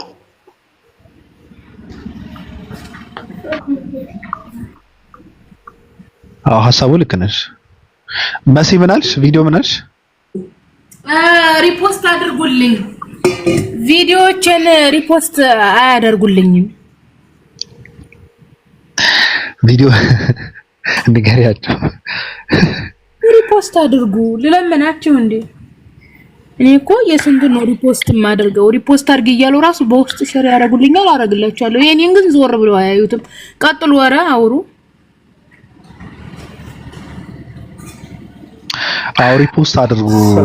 ነገራችን ሬነር ሰላም ነው። እንዴት ነህ? ጨዋታ አለ። ጨዋታ ይሰማል፣ ይረብሻል። አይ ችግር የለውም። እንዴት ነህ? አልሐምዱሊላህ ደህና ነኝ። ደህና ላይ እንኳን ደህና ቆየህ። ጥሩ ነው መገኘት ከች ማለት። አዎ አልፈን እንደዚህ እንኳን ረመዳኑን በሰላም አገምሳችሁ ለማለት ነው። ምን አደረጋችሁ? ረመዳንን እንኳን በሰላም አጋመሳችሁ። ተጋመሳችሁ ረመዳን? አዎ እንግዲህ ይመስለኛል አሁን ለመጀመሪያ ነው እየጾምክ ያለው ሬነር? አዎ አልሐምዱሊላህ። እንዴት አገኘኸው? ረብሲ ታያበደን ለቀጣዩ ዓመት ያድርሰናል። ይሄንን በሰላም አሪፍ መጸደይ ነው። ተመችቶኛል። ደስ የሚል ወር ነው። አይምሮም ይከፈታል። የሚገርምህ ነገር አሁን ሰው ሲራብ አይምሮን ይከፈታል። ብዙ ነገር ተሳካለ። አደብ ተገዛለህ፣ ጨዋ ትሆናለህ፣ አሁን ትታቀባለህ። ጥሩ ሙስሊም ለመሆን ትሞክራለህ። የዓመቱ ስንቅ በዚህ አዶ ነው። እኔ ሳስበው በዚህ ወር ነው የሚቋጥሩት መሰለኝ። እየተለማመድኩ ነው።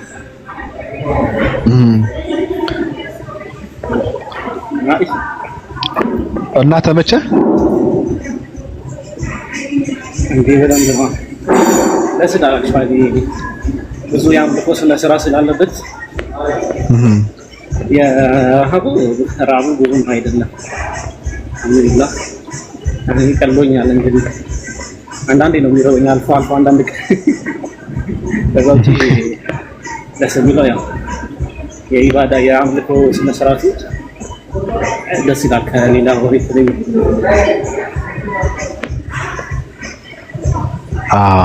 ደስ ይላል።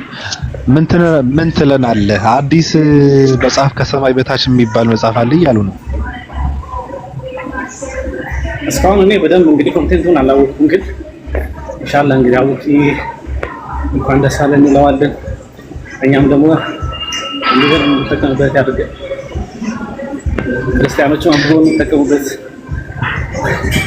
ወደ አንዱ አምላክ ወንድማችንን ከማምለክ እንደኛ እንደ ወንድማችን አንዱን አምላክ ወደ ማምለክ ያምጣቸው፣ ይጠቅማቸዋል ብዬ ተስፋ አደርጋለሁ። ኢየሱስ ያመልካል ታውቃለህ። እነሱ ስራ ፈጥቷል፣ እሱን ነው የሚያመልከው እና ይሄ ደግሞ ያሳስባል። እንደ ሙስሊም ያሳስበናል። ያ ክርስቲያኖች ከ2.2 ቢሊዮን በላይ አሉ አጠቃላይ ማለት ነውና ይሄ ሁሉ ስራ ይፈታ ነው። ከአምልኮ የተዘናጋ ነው አንዱን አምላክ ከማምለክ እና ያው እነሱን እንደሚጠቅም ተስፋ እናደርጋለን። የሳላ መጽሐፍ ነበር ጥያቄ። አሁን መጽሐፍቶች ብዙ ይጻፋሉ፣ ገብቷል? የሚያነብ ሰው አለ። ያው እንግዲህ ኢትዮጵያ የማንበብ ልምዳችን ትንሽ ነው። የሚለመድ ነው አክቹአሊ የሚለመድ ነው። አሁን የማንበብ ልምዳችን ደካማ ቢሆንም መለማመዶች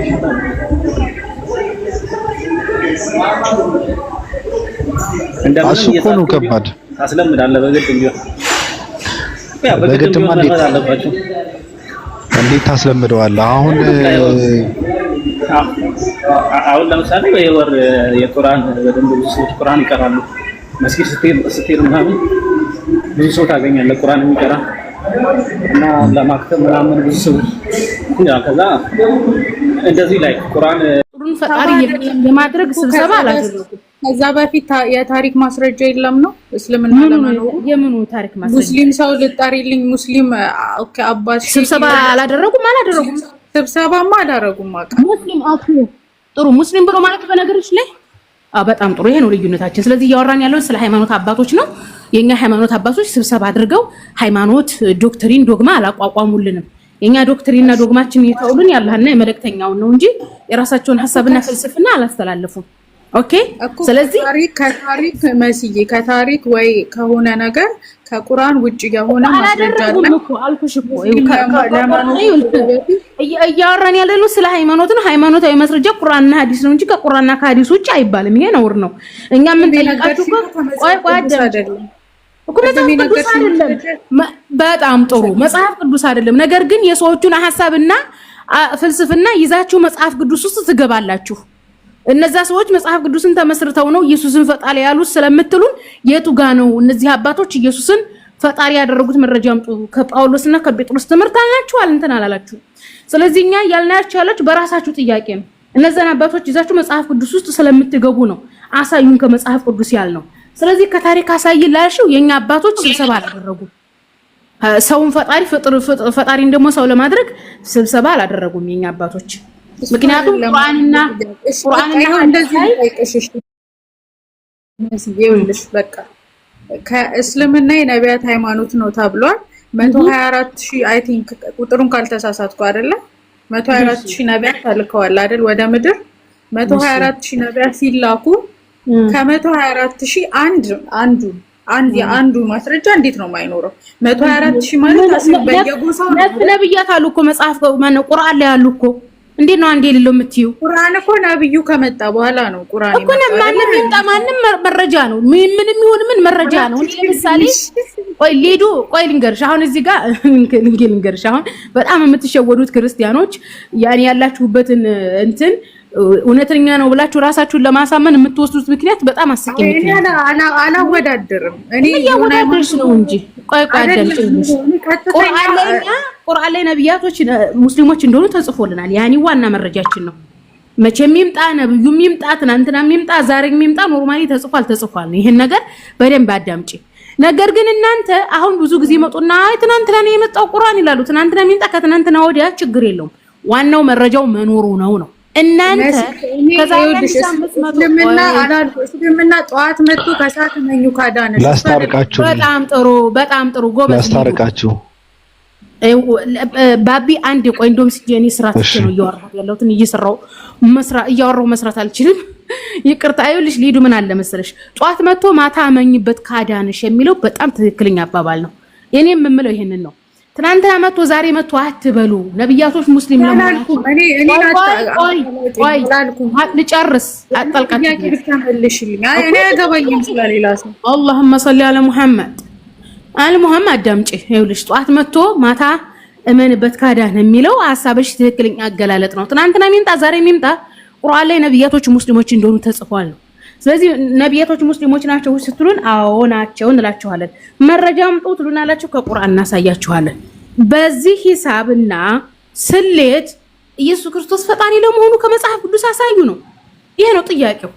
ማሳየት ካልቻላችሁ በድላችሁ እዘኑ እንጂ በእናንተ እድለቢስነት የኛንም እድለቢስ ለማድረግ ወደኛ ትምጡ ለማለት እወዳለሁኝ። ቀጥላ አስረዳት ማባቢን እስራኤል ይጨርስ።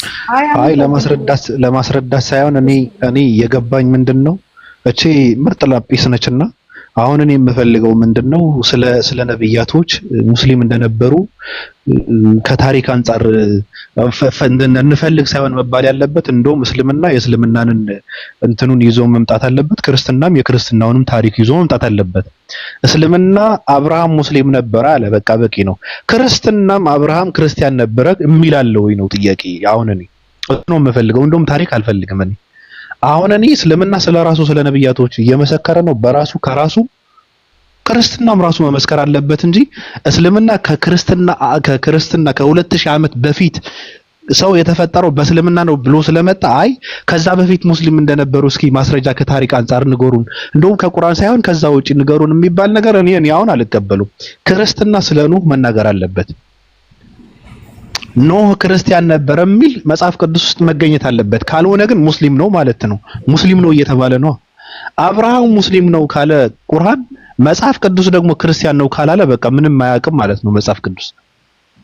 በነገራችን ላይ የሰው ልጅ የተፈጠረው በእስልምና ነው የሚል ስለመጣ አይ ከ2000 ዓመት በፊት ላለማሳለፍ ከዛ በፊት እስኪ ከታሪክ አንፃር እንፈልገው እንደዛ የሚባል ነገር አይሰራም። በነገራችን ላይ ክርስትና ለምን አያወራም?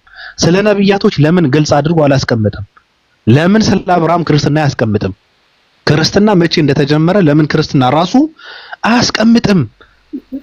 ቆይ አንተ ነብያቶች ሃይማኖታቸው ስሚ፣ ከዛ በፊት የነበሩ ነብያቶች ክርስትና ይሰብኩ እንደነበረ ለምን አልተጻፈም ነው? ታሪካቸው ቁጭ ብሎ ተቀምጦ ስለ ሃይማኖታቸው አልተነገረም እኮ። ክርስትና ላይ ለመጻፉ አሁን እንትን እስልምና ልክ አያደርጉም እኮ ባብዬ ማሰብ ያለበት። እኔ እስልምና ትክክል ለማድረግ እኮ አይደለም እያወራ ያለሁት። እኔ እስልምና ትክክል እንዲሆን ሳይሆን አብርሃም ክርስቲያን ለመሆኑ ምን ማረጋገጫ አለ እኮ ነው።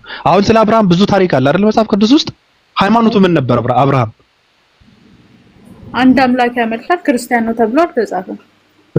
ምንድነው ሃይማኖቱ ነው? እኔ አንድ አምላክ ያምልክ 16 ያምልክ እሱ ጥያቄ አይደለም። በቃ አልተጻፈም። እንደዛ የሚባል ነገር የለም። ስለዚህ ክርስትና ዝም ብሎ ነው መጫወቻ ነው ማለት ነው። ስለ ሙሴ ሃይማኖት ሳይናገር እኔ ክርስትና የሚባል ሃይማኖት እኔ ይሰብከኛል እንዴ?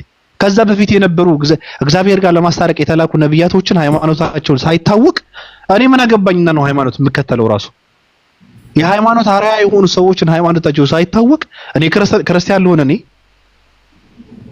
እንዴ? እነሱ እንኳን ክርስቲያን አልተባሉ ምን እንኳን እኔ ክርስቲያን ልባል ይቅርና ሃይማኖት የሚሰብኩ የሃይማኖት አርአያ የሆኑ ሰዎች ሃይማኖተኛ የሚባሉ ሰዎች ሃይማኖታቸው አይታወቅም። ያ አዝናለሁ፣ በጣም ያሳዝናል። ነው ሃይማኖቱ ምን እንደሆነ አይታወቅም። አብርሃምም እንደዛው፣ ሙሴም እንደዛው፣ ኢየሱስም እንደዛው። መጽሐፍ ቅዱስ ለምንድን ነው በዚህ ልክ የተዝረከረከው ነው ጥያቄ። አሚር ማውራት ፈልገዋል መሰለኝ። አንድ ቁጥር እየጻፈ ነው አውራና እኔም ራሴን ላጠፋ ስለሆነ ማለት ወደ ስራ ልወጣ ነው። ራሴን እንትን አላደርግም ግን ከላይቭ ነው።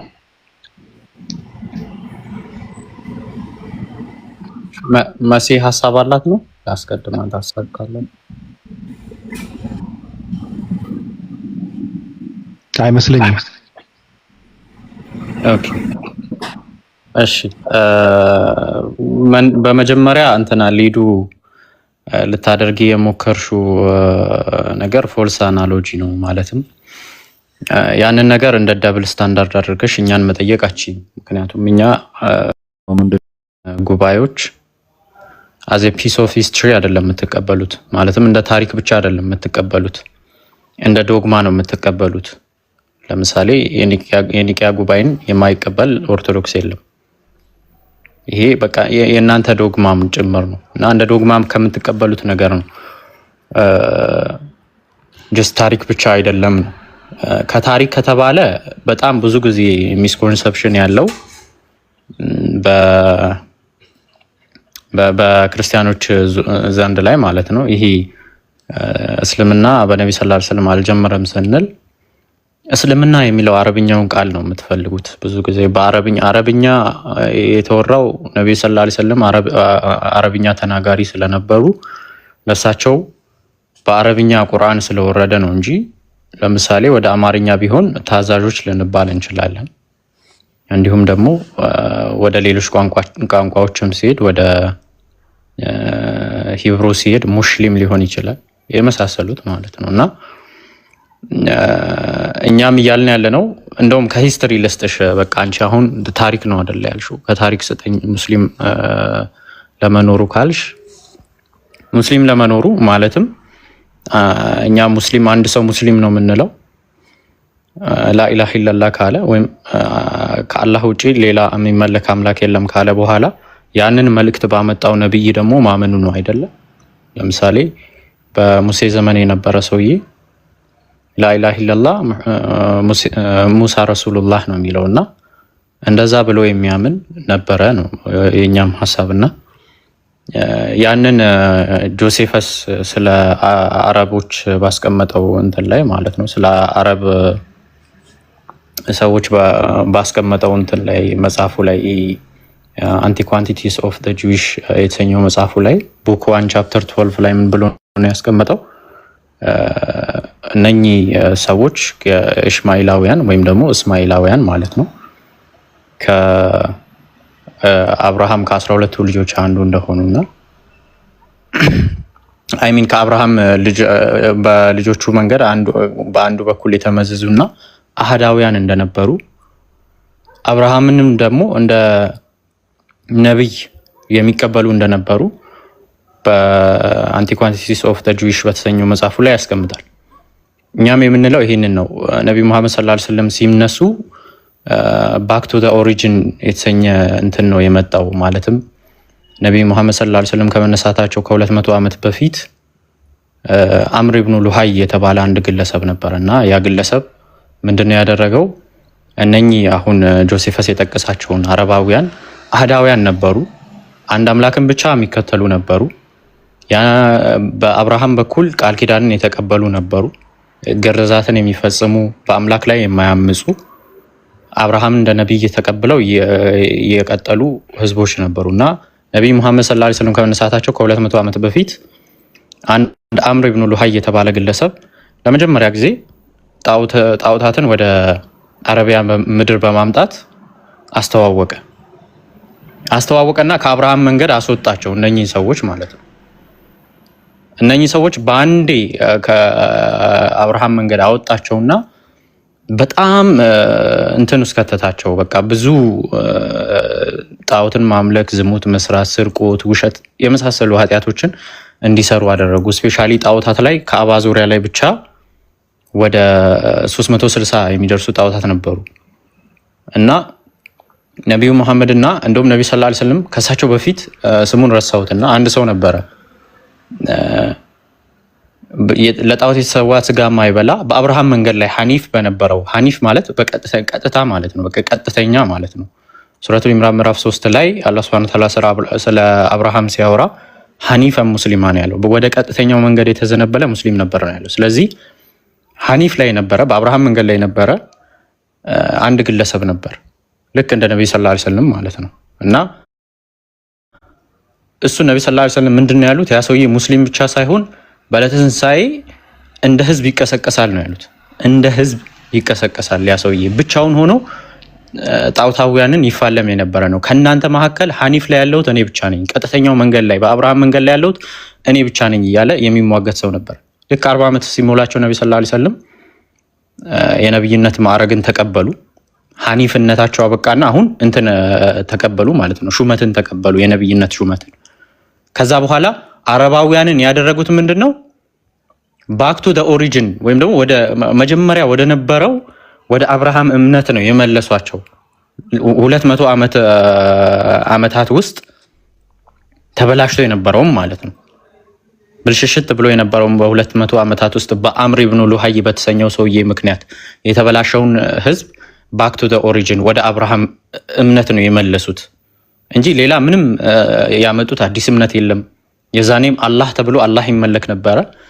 አላህ ብለው the only true God ብለው ያመልኩ ነበረ። በቃ ብቻውን ያለ አምላክ ነው ብለው ያመልኩ ነበር። በእርግጥ ለሱ የማይገባውን አንዳንድ ነገራቶችን ይሰጡ ነበር፣ ጣዖታትን ከሱ ጋር ያጋሩ ነበር እንጂ መጀመሪያ የነበረ ስም ነው። ከዛ በኋላ ያንን ይሄ እናንተ ለአላህ Subhanahu Wa Ta'ala የማይገባ ነገር የማይገባውን ነገር የምትሰጡትን ነገር አቁሙ፣ አላህ Subhanahu Wa Ta'ala በብቸኝነት አምልኩ ወደሚለው ወደ ባክ ቱ ዘ ኦሪጂን ወደ ኦሪጂናሉ ወደ መመለስ ወደ አብርሃም እምነት ወደ የመመለስን ስራ ነው የሰሩት እንጂ ሌላ ምንም አዲስ ነገር ይዘው አልመጡም።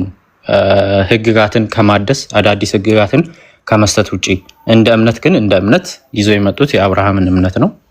አረባውያንም ወደ አብርሃም እምነት ነው የመለሱት። ባቢሻ በጣም ይቅርታ አበዛው ሳላስበው፣ ቀጥሉ። ችግር የለውም አሚር። ገስት ላይ ያሉ ሰዎች የሚሉት ነገር ካለ ይበሉና እኔ ልቀንጠስ፣ እንደዛ ይሻላል። እኔ ሁላችሁንም በነገራችን ላይ እኔን ፎሎ አድርጋችሁ የምትከተሉ ከልብ ነው የምወዳችሁ፣ በጣም ማከብራችሁ። ኮመንት እንትን አላልመልስ እችላለሁ፣ ዝም ልል እችላለሁ ምናምንና አየዋለሁ፣ አነባለሁ። እንደኔ የሚያነብ ሰው የለም በነገራችን ላይና ከልብ ነው ማከብራችሁ መወዳችሁ። አዎ ሰላም ለማለት ነው ብቅ ያልኩት እንጂ ቢዚ ነኝ። አሁን እንኳን ስራ ልወጣ ነው። ገስት ላይ ያላችሁ ሰዎች ሐሳብ አላችሁ? ሰምተው ለመነጠፍ አይ ተመልሰህ ገስ ቤት የምትከፍተው ማለት ነው። አኮ ለብስልህ ብዙ ሰዓታትን ለመቀመጥ ነው። አይ እንደ ዛሬው ራሱ በቂ ነው። አይ እንደዚህማ በቂ ከሆነማ አለፍ አለፍ እያልኩ ገባለሁ። ምን እንትን አለ ብለህ ነው? አዎ አረ ይበቃላል። ከመጥፋት አይሻልም? እኔ ሐሳቤን አልጨርስም እኮ አሁን እንትን እየበላኝ ነው፣ እያሳከከኝ ነው። አይገርምም? በቃ ማውራት አለብኝ። ብዙ ያልነካካሁት ነገር አለ። አሁን ያየሁት የሰማሁት ነገር ነበረ። ማውራት እየፈለኩ መቀደድ እየፈለኩ አላወራሁም። በቃኛንስ አንተ ልቀቀው። አልችልማ፣ እንደዛማ አልችልም። ደግሞ በሽታ ይመስለኛል። ብቻዬን ስተረተር ከባድ ነው። እኛም ሊዱ ሐሳብ መልሷ ተመልሶለታል። አሚርና መሲ ጀዛኩሙላህ ኸይር አሪፍ አድርጎ መልሷል። ሌላ ምን ሐሳብ አለ? እኔ አናደደችኝ እኮ ይሄን ጥያቄ ተሸክማ የመጣችሁ እኮ አንዳንድ ሰዎች ይሄ ጥያቄ በጣም ይደብረኛል። በነገርህ ላይ እኔ ይገባኛል ለምን እንደሚነሳ ይሄ ጥያቄ ገብቷል። ግን አንድ አይነት ጥያቄ ነው የሚጠይቁት ታውቃለህ። አይደለም ዝም በእኔ ከማንም ሰምቼ ሳይሆን ማን ነበር ንጽጽር ቤት ስገባ ከታች ሁሌ እስልምና የነቢያት ሃይማኖት ነው፣ እስልምና ሁሌ ነው ማለት ነው፣ ከታች ታይትሉ ነውና ተጠይቀው መልሶልኝ አያውቅም ማለት በስነ ስርዓት እንዲህ ማስረጃ ሰጥቶኝ ምናምን አያውቅም። ሁሌ ነው የምጠይቀው እኔ አሁን እኮ አንቺ የጠየቅሽው እኮ ዳታቤዝ ነው፣ የህዝቡን እንትን ዳታ ነው የጠየቅሽው። የሆነ ሰውዬ ጫላ የሚባል ሰውዬ ሙስሊም ነው ወይስ ክርስቲያን ነው ምናምን አይነት ነገር ነው የምጠይቀው። እንደፈለክ አድርገህ መውሰድ ትችላለህ። ራያ አይጠየቅማ እንደዛ አይነት ጥያቄ። አሁን አንቺ እሺ ማርያም እንደምን አንተ ኢየሱስ ተገርዟል ሻላፈቱ ይተለት እንዴ ተቆይ ሻላፈቱ የማርያም ቆይ ኢትስ ኦኬ የማርያም የቤት ቁጥሯ ስንት ነው? የማርያም አጣርቼ እነግርሃለሁ ከተጻፈ። ቤት አልነበራትም። ቤት ቢኖራት ነው እንዴ በረት ላይ የወለደችው? አንተ ደግሞ አንተ አሽሙር ከባድ ነው። ያሽሙር ከባድ ነው።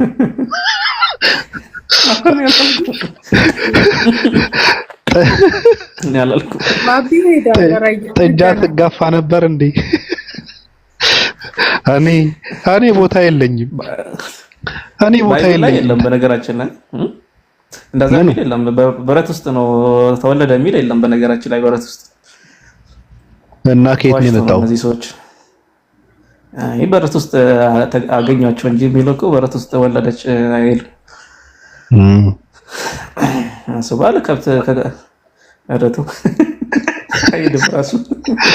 እኔ ግን ማለት ነው እግዚአብሔር የሚባለው እንትን ነብያቶችን ላከና አልሆነለትም።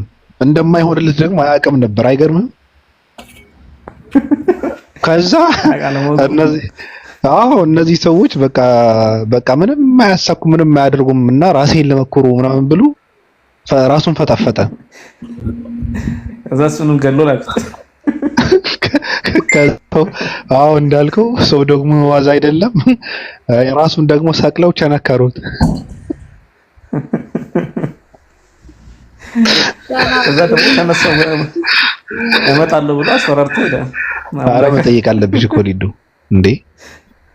ምንድነው የምጠይቀው? ሊዱ ግን ጥያቄ የለሽም? ሊዱ ግን ድጋሚ ሲመጣ እንትን አለ ዋስትና ሲጀምር ጥያቄ የሚጠይቀው መንገድ የጠፋበት ሰው ነው። እኔ መንገድ አልጠፋብኝም ባል መንፈስ ቅዱስ ግን አቦሳንጆ አይመስልም ሊዱ አገባኝ። ኦኬ እሺ ባቢቻ ባይዘይ ቅድም አሁን ያልከውን ነገር እንደዛ እንደሚል ታውቃለህ። ባይብል የምር እግዚአብሔር እንትን ልኮ ደክሞት ከዛ በቃ መጨረሻ ልጄንስ ያፍሩበታል ብሎ እንደላከው ታውቃለህ። ማቴዎስ ወንጌል ላይ እንደዛ ይላል። ማቴዎስ 21 ላይ ዛሬ ታዲያ ደግሞ ከፊተኞቹ የሚበዙ ሌሎች ባሮቹን ላከ፣ እንዲሁም አደረጉባቸው አለ። እንዴት አደረጉባቸው? ገደሏቸው፣ ደበደቧቸው። ያንን ቁጥር 35 ላይ ገበሬዎቹን በባሮቹ ይዘው አንዱን ደበደቡት፣ አንዱንም ገደሉት፣ ሌላውንም ወገሩት አለ።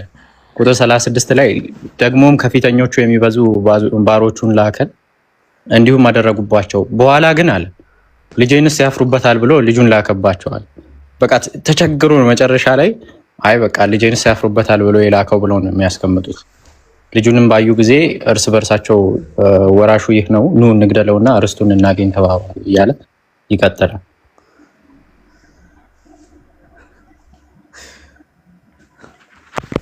ቅድም ራሱን ያጠፋው ብለህ ነበርና ራሱን አጠፋ ነው እያልክ የነበረው ወይስ እኔን ነው ስትቃወም የነበረው?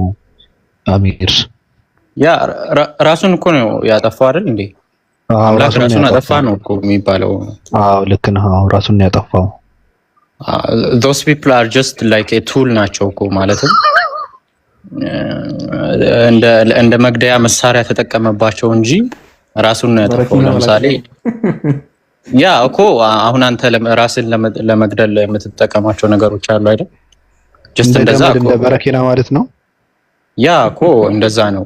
ለሞት ነው ብሎ ከመጣ ልሞት ነው ብሎ ወደ መሞቻው ከመጣ ራሱ ነው በቃ ራሱን አጠፋ ነው የሚባለው እንጂ እንደዛ ነው። አዎ ራሱን ነው ያጠፋው። ልክ ነው። ይሄ ራስ ማጥፋት ደግሞ ተስፋ በመቆረጥ ነው። የሚያሳዝነው ነገር ደግሞ ተስፋ ስለቆረጠ ነው። ደግሞ በጣም የሚያሳዝነው ነገር እኮ አሁን እኔ ራሱን ማጥፋቱ ምንም አይመስለኝም፣ ግን ተስፋ ቆርጦ በመሆኑ ደግሞ ከዛ በፊት ብዙ ነብያቶችን እንዲያሳምኑ እየላከ ነበር። ምንም አይሳካም። በቃ ላከ ደከመው፣ ሰለቸው፣ እነሱም ሰለቻቸው። እዛ ራሱን ወረወረና በጣም ነው። ሊዱዬ ምን ተሰማሽ? በዚህ ሐሳብ አለሽ በዚህ ጉዳይ? ምንም የለኝም። አይ አለሽ አለሽ አለሽ አይ አለሽ አንድ ስሚ ከረሳኸው ላስተውል። ስሚ አቤት እግዚአብሔር አብ ግን አለ ምንድን ነው የሚያስተጋባው? እግዚአብሔር አብ ግን ኢየሱስ ክርስቶስ ቸንክረው ሲሰቅሉት ራሱን የሚያድንበት ስልጣኑ እንዴት ፓስወርዷን ቀይሮበት ነው አለ አንዱ ሰው። ምን ትያለሽ? ኢየሱስ ደንቆሮ ብሏል። እንደሱ አይነቱ አሁን እንደጠየቁ አይነት ጠያቂው አይነቱ ነው። ስለዚህ ጠያቂው ደንቆሮ ነው። yes እሺ አንድ ሰው ደግሞ ከሚስት ያልወለደው ኢየሱስ ልጁ ነው። ስለዚህ እግዚአብሔር አብ ሲንግል ፋዘር ነው አለ። ስለዚህ ምን ትያለሽ? ሊዲ መጽሐፍ ቅዱስ ላይ የተጻፈ ነገር ከሆነ ነው እንጂ ታዚ ሐሳብ ነው እኮ ሐሳብ ነው። ልጁ ስለሆነ ሲንግል ፋዘር ነው አለ አንዱ። አሁን ምን ትያለሽ እኮ ነው። ምንም አይደለም። ልክ እሺ፣ ሌላው ልክ ደብረጽዮንና አብይ እንዳስታረቀው